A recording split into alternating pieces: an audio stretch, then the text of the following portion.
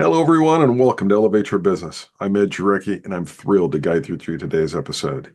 It's designed to inspire and empower you on your journey to business success. Today, we're excited to have with us Vlad Arakcheyev, a dynamic real estate investor and entrepreneur who puts family first. Vlad is a principal owner of Zontik Ventures, a company dedicated to creating long-term wealth through strategic multifamily property real estate investments. As an active full-time multifamily investor, Vlad has harnessed the power of apartment investing to generate steady rental income and capitalize property appreciation. With his unique perspective on the benefits of apartment investing and his commitment to helping others build wealth through real estate, Vlad is here to share insights that could transform your approach to financial growth and portfolio diversification. As Vlad joins us on the show, he'll shed light on what success means to him personally and how his definition has evolved over time, as well as one or two of his top challenges and the lessons learned associated with them.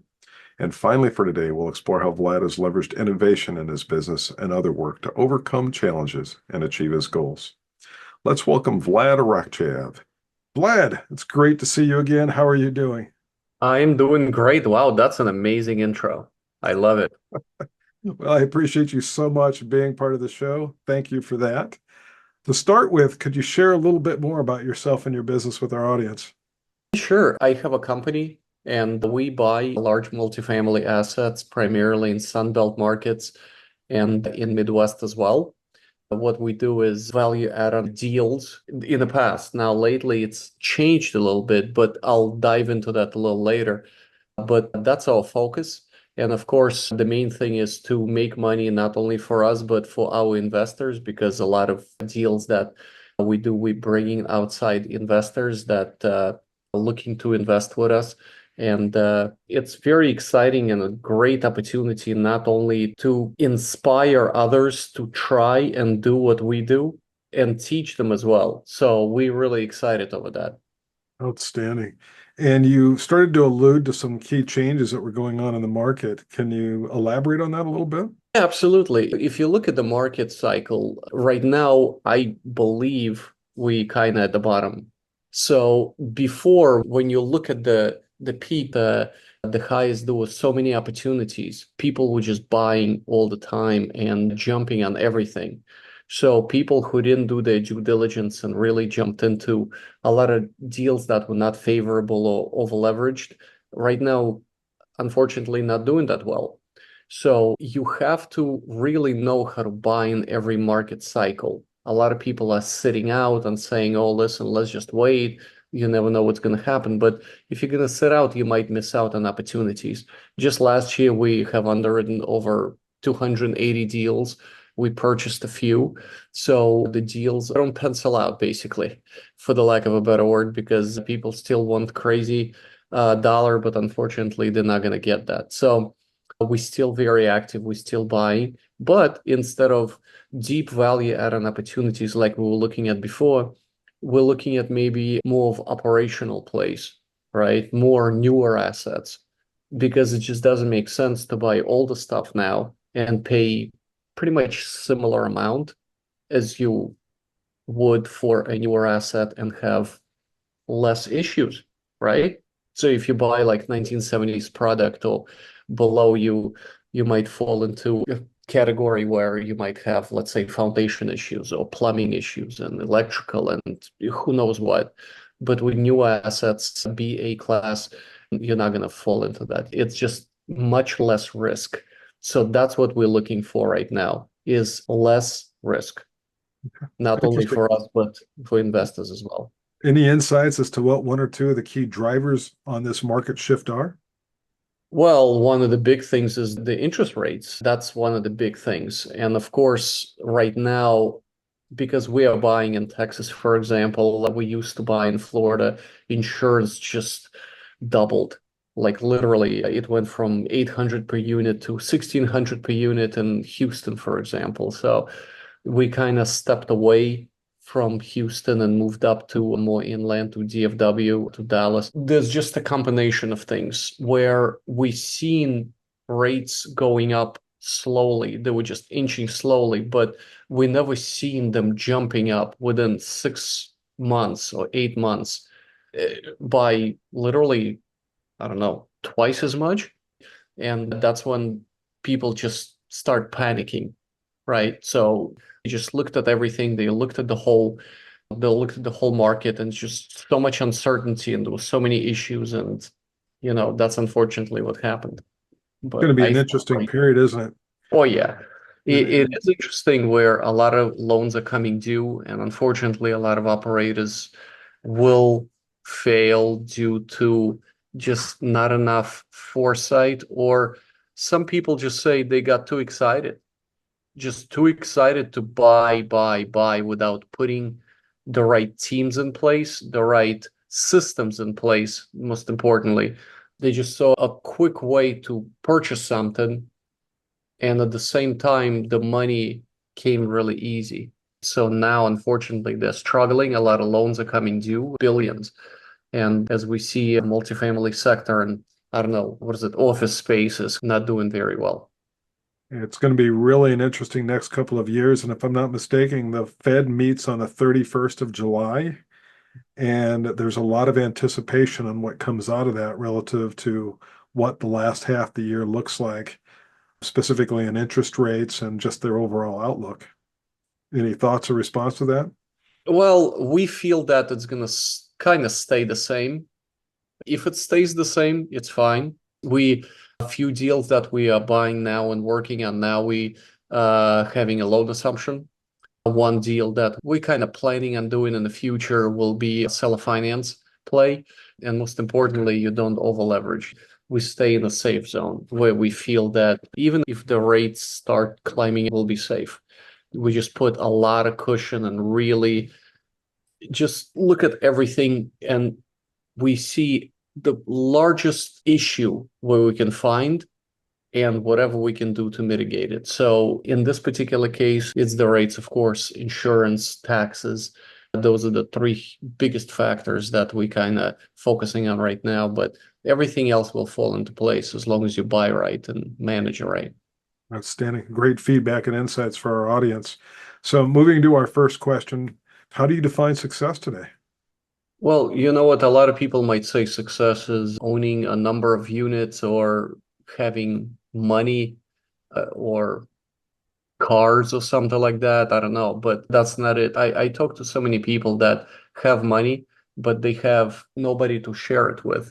So for me, in this right now, and this is July, success for me, 2024, success for me is having the right mindset and being at peace with yourself and love to do what you do. So if you're going to force to do what you don't do, you will not be successful. Doesn't matter how much money you have, you'll still be struggling. I mean, if you have $1 million, but your health is failing, is that really success? I don't think so. So for me, being successful is love to do what you do and being at peace with yourself. How has that definition evolved throughout your career? It changed absolutely because before my goal was to study, to have partnerships, to have more units, to do bigger deals, more deals. As I got into that point, I realized that you become busier and busier, but my goal is not to stay as busy or not to have a crazy life. I want to have time to spend with my kids. I have two small children and take vacations. Like I'm looking at my vision board here, and it says travel for 2 months out of the year at least. So that's what I want. Like right now, I just came from a 2 week vacation. I didn't even open my computer. And I think that's success because a lot of people, let's say they take vacations, they take their work with them and they sit on the beach with a laptop open, for example, and they still do work. Is that a vacation? You're just kind of working on the beach. It's not really a vacation. So that's why I'm kind of shifting my mind where I don't need all the money in the world and I don't need Ferraris or anything like that. Plus, try driving one in New Jersey. It's awful. So, as long as you live very comfortably and you share your success with your family and your loved ones, that's the most important. Absolutely love it. And of course, our journey is always fraught with challenges along the way. What are one or two that stand out in your mind and the lessons learned that we can pass along to our audience? One of the biggest challenges when it comes to multifamily, I'm just going to talk about or having a business, is jumping in too quickly without putting the right team in place. And I was too excited, jumped into a deal. Not that it's going bad. It's just it could have been doing better, right? It's doing fine, but I don't want it to do fine because there's an opportunity everywhere. And I believe that we could be crushing it. We could be doubling, tripling our money, right? And exiting quickly and reinvesting that amount again. So the deal kind of lingers. And I believe the team is just not clicking right. The team is not connecting. So it's really, really important not to rush into things, but pick the right team. That's the most important thing. I think that you have to really gel with people because don't forget, if you get into a deal, you have to speak with them and see them every day for 5 years. So if you don't want to do that, or you feel like, hey, listen, I kind of don't know this person, let me just get in and see what happens, that's a bad way of getting in. It's really important to really vet the people who you're getting into deals with. That's a common theme from a lot of, especially seasoned business owners and senior leaders. And going back to Jim Collins' quote from his book, Good to Great, it's not only the right people on the bus, but it's the right people in the right seats on the bus. Yeah. Fair That sentiment? it's huge. I mean, it's really important because in many cases you just get into a deal with somebody who really doesn't know what they're doing or just don't have the time, and you end up doing everything. So, like for example, if you have a joint venture, everybody in the joint venture is responsible for their paycheck, basically. So if one person is doing everything and another just kind of cruising, then can you say, hey, listen, you're not going to get paid? Well, not really, because you already got into a deal. So it's your fault that you didn't vet that person beforehand and just jumped into a deal. And it happens all the time. It happened with me, definitely. Like I said, the deal is doing fine, but the deal could be three, four times the amount of money that it should be bringing in. And it's not as smooth. And listen, don't think that it's like you have to look at each person and forever. No, no, you don't.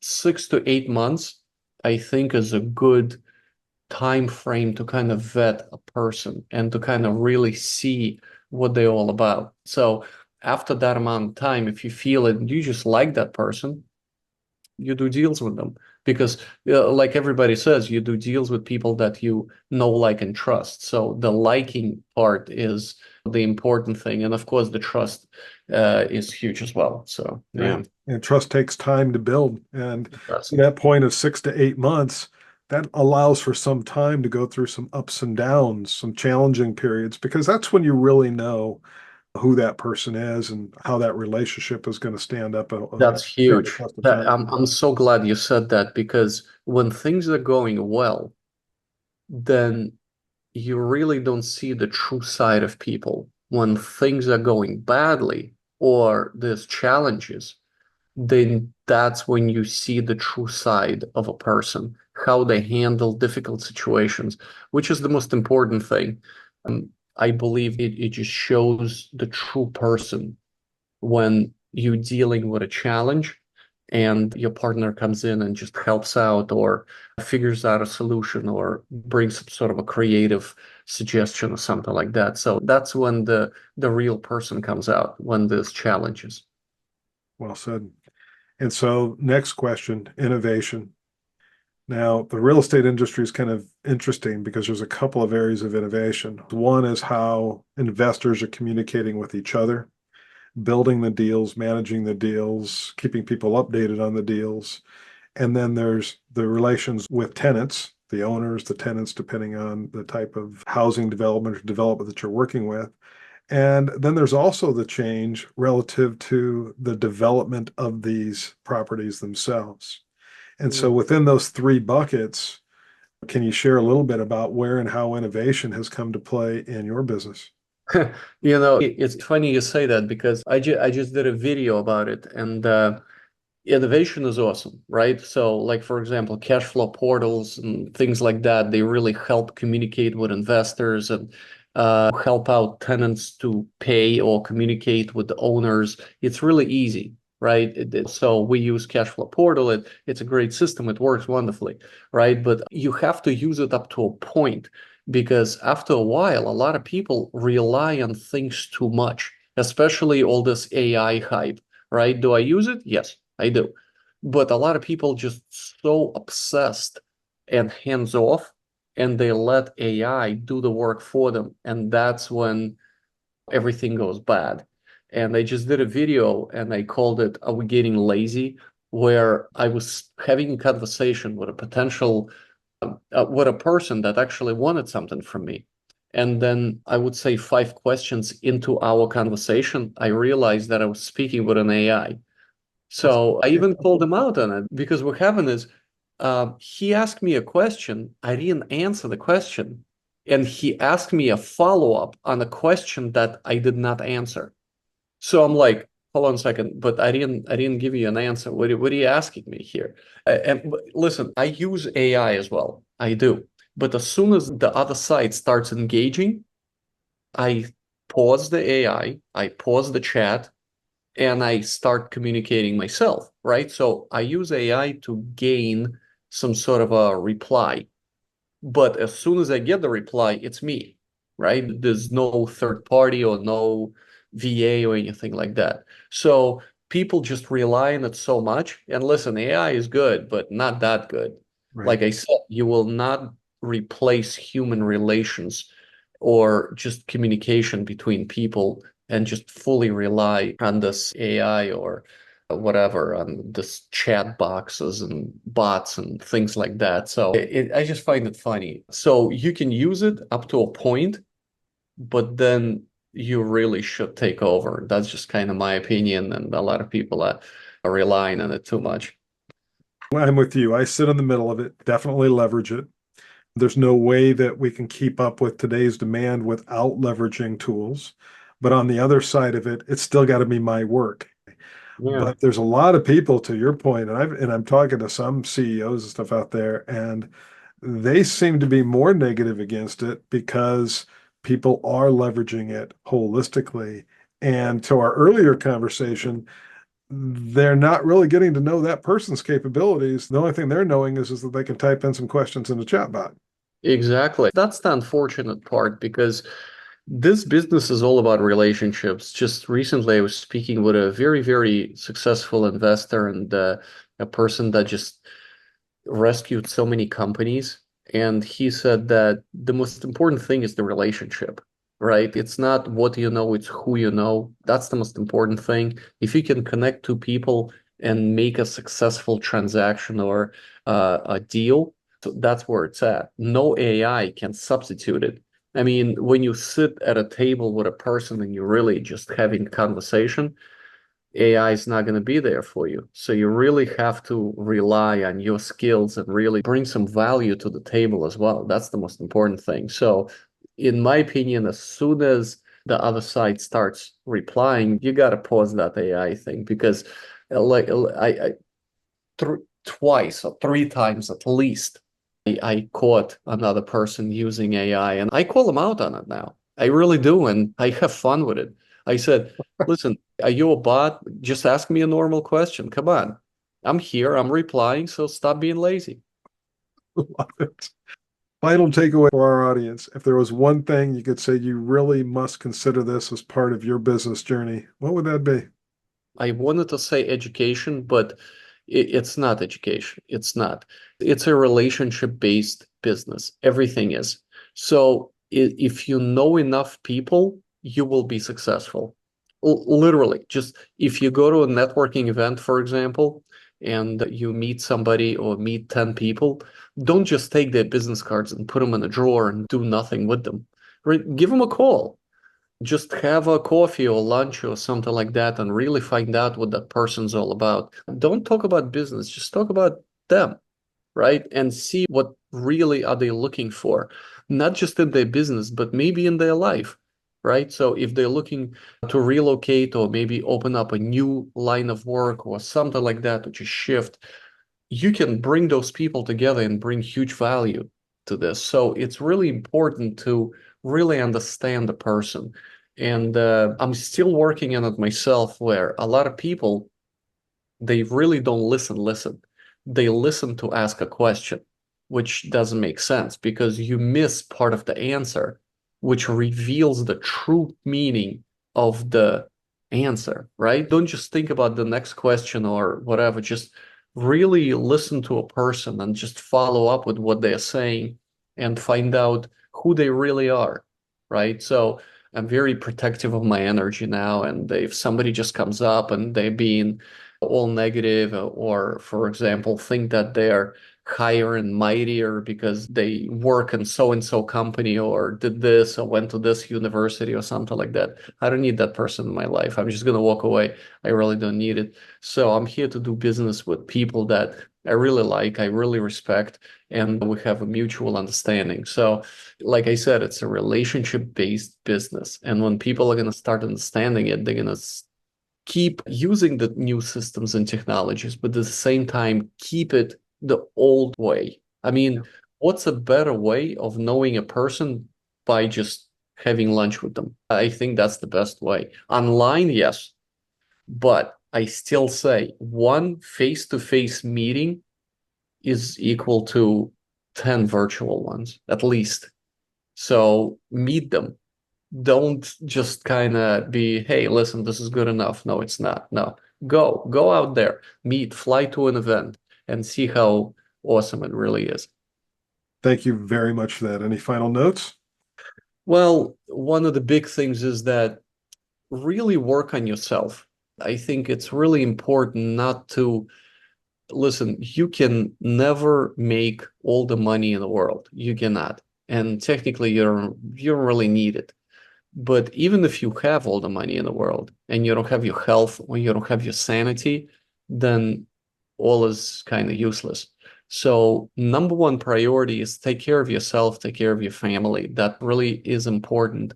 And everything else will follow, right? Because if you're just going to come with, let's say, with energy or space where you're just all over the place, then it is not going to work. People will feel it. But if you're gonna come with really calm attitude, calm, and just focus on them, people will understand you and they will really appreciate it. So in my opinion, just really focus on you, and then everything will fall into place.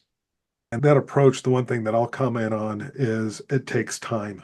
It means that you need the runway to do it.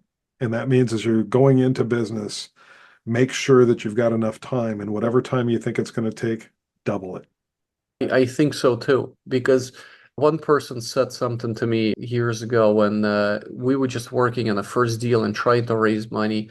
And I was so excited and I was just so pumped. And I go, yeah, I can raise 1 million. And he goes, so you raised money before? And I'm like, no. He's like, so that's your first raise? And I said, yes. And he goes, well, if you're raising money now, you should have started 2 years ago, because that's how long it takes to build that relationship and trust. Because just think about it, how much time you need to invest in something or in someone for them to really trust you and invest in your deal. So it takes a long time. Yeah. And not just social media. There's very successful people that are not blasting videos or doing all this stuff on social media. Technically, you can, but you don't have to. I know few people that are just completely doing it, that they don't have online accounts. They don't have Facebook. They don't have LinkedIn. And they're just doing it with their network. Why? Because they just well liked and established in a space. They don't need to put it out there or write books or anything like that. So really invest in people, and others will really appreciate it. Don't go just to a person and start selling or do a pitch. No, You just know, just talk to them like a person, because it's like when you meet a friend, you're not going to try to sell them something, right? You don't have to. how So, many times a day do you get something from LinkedIn? oh, You accept an invitation request and it goes straight to, would you like to buy my services? you know what? I actually call them out on it. I have this meme It's from a movie, and there's a guy just holding up a poster, and on the poster it says, "If I accepted your friend request, that doesn't mean I want to be sold to." So when I get that, hey, listen, I'm a lender, I'm this, I'm that, I just send them this thing, and they get a laugh, and they stop just talking to me. You know what? I have few lenders that I work with, right? And one lender comes to mind. I know him for 3 years. How many times he asked me, oh, why didn't you use my services or use my bank? Zero. Zero. Not a single time. What did he talk to me about? How we ride motorcycles, when are we going to go to lunch, when are we going to go to an event, when are we going to a vacation, stuff like that. So it's basically just talking to you like a normal person. But now, if there is an opportunity, or let's say a flip, or like a quick transactions, transaction I'm working on, guess who I'm going to? Him, because I know him, I respect him. He didn't sell me once. Not a single time he was like, oh yeah, use this. Oh, I have this. I do the deal so quickly. No, that's not how it works. I actually asked one guy, he started selling me insurance, right? And I go, listen, but you don't even know if I need insurance. Why are you selling me insurance? You didn't even say, do I need insurance? Just ask me first. And he's like, well, do you need insurance? I'm like, no, I don't. And I'm like, this tactic that you're using, how many conversions have you had? So apparently they're working on numbers, right? They're not working on building relationships. So they thinking if they're going to reach out to, let's say, 1,000 people, and they have at least 1% conversion, it's a success. But that's just a one-time transaction. That's it. They're not going to have any repeat business. But if you really invest in building a relationship with a person, you're going to have repeat business over and over and over. And most importantly, recommendations. And that's exactly how business works, right? Because I am a real estate agent here in New Jersey as well. So everybody says you do one deal. If you do it well, that person will recommend you to 5 of his friends. So you technically have 5 more leads, not even leads, but 5 more connections that you can do deals with. And you did nothing.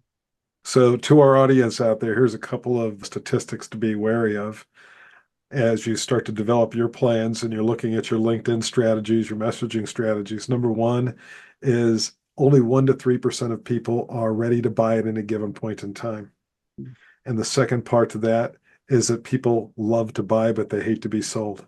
So as you're developing your marketing plans, really consider those things, because those of us that are sitting here and the recipient of over and over and over again, it's really souring the entire networking communications when the first thing that happens is you're being sold every time and you've got to say, no, I'm not interested. Yeah, I don't even say that anymore. In many cases, I ignore it, or I just have some sort of a funny reply if I'm bored, if I want to reply something, but it's silly. That's what it is. It's going back to 1980s car salesman type of thing, where Yeah. as soon as you step into the lot and the guy screaming how awesome the car is and how fast or loud the engine is, without asking a simple question like, what type of car you need, or how many seats you need, or something like that. So it's silly, and people in many cases don't realize that. Like, for example, when a person goes to a doctor, they don't just give you a prescription. The doctor checks you out, and then they say, okay, you need this, and here's a prescription, for example. So there's a conversation beforehand. So when people are being sold to immediately, it just turns them off. They're not going to buy.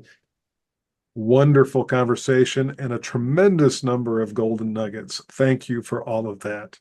Oh, of course. Thank you for joining us today, with a special thanks to Vlad Arakcheyev for sharing his success tactics. We hope you feel inspired and motivated to tackle entrepreneurial challenges with innovation and adaptability. Remember, success is personal. Define it for yourself. Thanks again to Vlad and to all of our listeners. See you next time as we explore more entrepreneurial stories. Stay resilient, stay innovative, and have a wonderful day, everybody. Thank you.